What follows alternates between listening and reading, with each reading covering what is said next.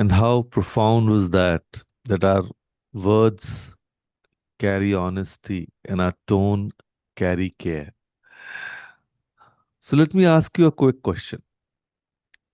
Have you ever told someone something for their own good and watched them shut down, get defensive, or worse, never speak to you again?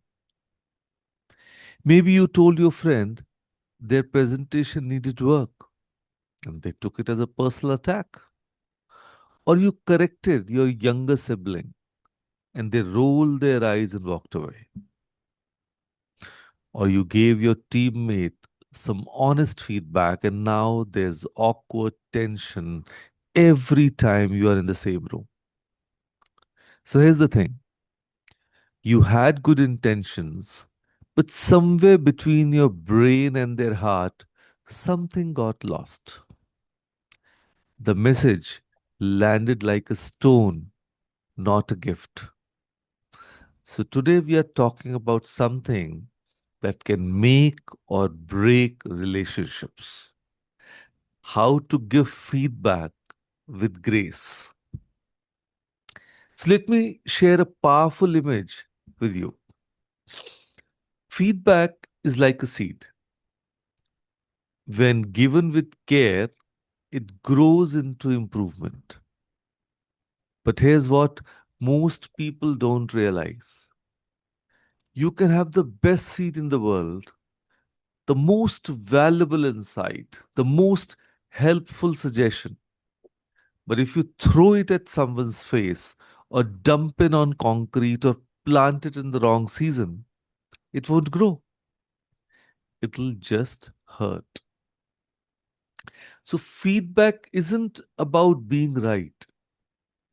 It's not about telling it like it is. It's about planting something that can actually grow. And that requires care, timing, the right soil, the right touch.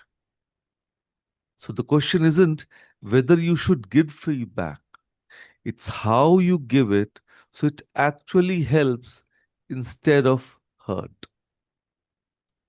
So, first, let's talk about the mistake that ruins most feedback, that is, confusing feedback with criticism. Criticism says, you messed up. This is wrong. Why did you do it in this way? But the feedback would be, I see what you did. Here's what worked.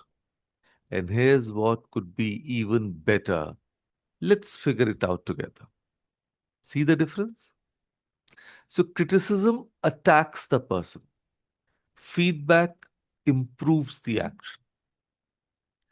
Criticism focuses on the wrong, feedback acknowledges what's right first and then adds what could be better. Okay, let me show you. Criticism. Your room is always a mess. You never clean up. You're so lazy. The feedback. I noticed your room's been cluttered this week. I know you've been busy with exams. Can we spend 10 minutes together this evening organizing it? Same concern, completely different delivery. One destroys, one builds. Let's take another example. Criticism. This report is full of horrors or errors. Did you even check it before submitting? And feedback, I can see you put in effort into this. There are few errors here. Let me show you where so you can catch them yourself next time. One makes them defensive, the other makes them better. And there's a formula to this too that actually works. And I call it the RSSS, the triple S formula. Respect plus specifics plus solution plus support. Let's break it down. Respect. Start with what's working. Never start with what's wrong. Start with what's right. Acknowledge effort, recognize intention, let them know you see them, not just their mistake. Like, I really appreciate how you always show up on time and put in effort. Now, this isn't buttering them up. This is being fair. Most people do some things well. Start there. It opens their heart to hear the rest. Number two, specifics. Be clear, not vague. Don't say you need to be more responsible. Say, I noticed the last three times we made plans and they got cancelled last minute. That makes it hard for me to plan my day. Weak feedback creates confusion. Specific feedback creates clarity. Tell them exactly what you're referring to: dates, examples, behaviors, no guessing. And number three, solution, because it offers a path forward. Never give feedback without giving direction. Don't just point out the problem, help them solve it. Like, what if we set a reminder an hour before plans? So if something comes up, we both have time to adjust. Or next time, maybe check the data twice before sharing. I'm happy to review it with you if that helps. So you're not criticizing, you are coaching. You're giving them tools, not just pointing out gaps. And number four, support. Show you are on the team. End with reassurance. Let them know you are not against them, you are for them. I'm telling you this because I care. I know you can do this, and I'm here if you need help. That last line, I'm here if you need help. That's the difference between feedback that hurts and feedback that heals. Okay, let me show you a real life scenario. For example, the situation is to a friend who's always late. Now, if you say it with grace, like, you're always late, you clearly don't respect my time, this is so typical of you. But if you say the same thing with grace, hey, I value our friendship a lot. I've noticed the last few times we have met, you have been about 30 to 40 minutes late. And it makes me feel like my time isn't a priority. I know you are juggling a lot, but can we find a way to make timings work for both of us? Or just communicate earlier if you're running late?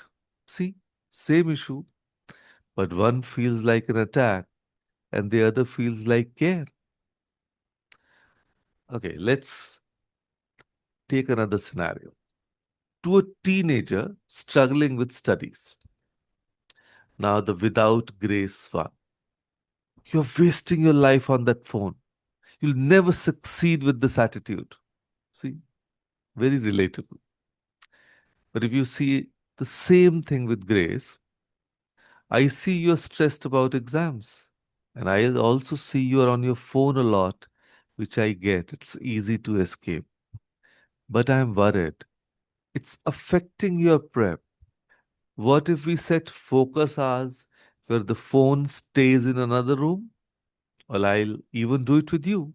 We'll figure out together. And you went from enemy to ally. That's the power of grace. The same things can happen at work.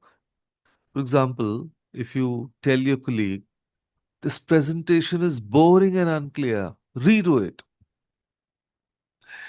With grace, I can see the effort you put in. So the acknowledgement comes first.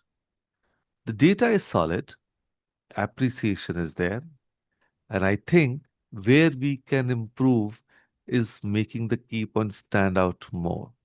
So the suggestion follows. So maybe using visuals or breaking slides into clearer sections, Want to brainstorm some ideas together? The support. So you shifted from boss to mentor, and that's leadership. So now, here's something critical that most people ignore.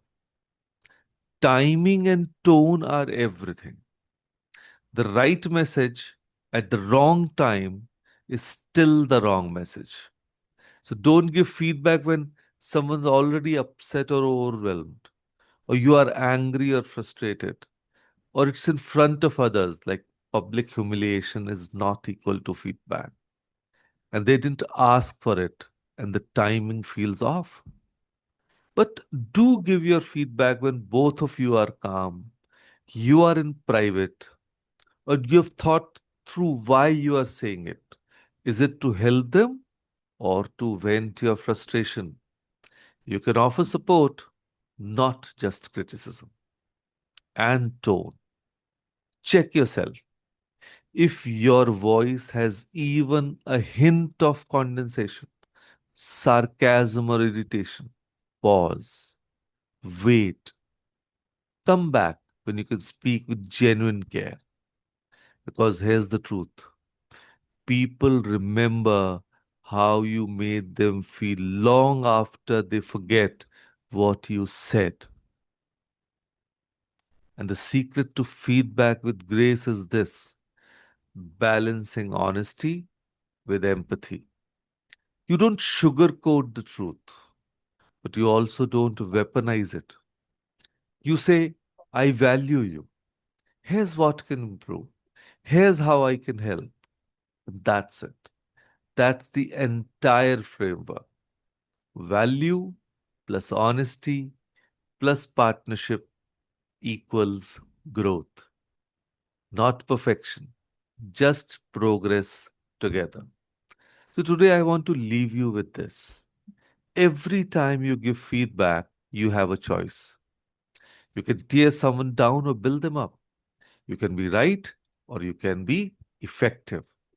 Feedback given without grace is just noise. It might vent your frustration, but it won't create change. But feedback given with grace, that's transformation. That's love in action. That's how you help someone grow without breaking their spirit. So, feedback is like a seed.